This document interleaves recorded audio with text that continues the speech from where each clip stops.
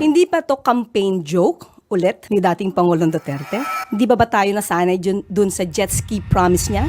PRRD mentioned or is accusing the Marcos family of stealing and selling the country's gold. Just so it's clear.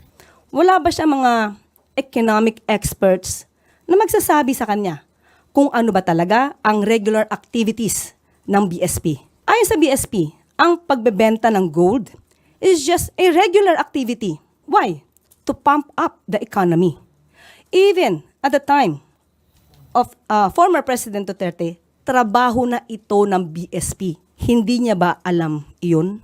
Sinabi nga dito, ang pagbebenta ng gold, kung mataas ang presyo, dapat ibenta. Sinabi din ng BSP, hindi pwede silang mag-hold that much of a gold. Bakit hindi ito alam ng dating Pangulo? Hindi ba tayo nasanay dun sa jet ski promise niya? Na nung naniwala tayo halos sa mga sumuporta sa kanya, tinawag tayong stupid. We will take this seriously. Para naman hindi magkaroon ng fake news, lalo na doon sa mga taong nakikinig sa kanya at maaaring naniniwala pa.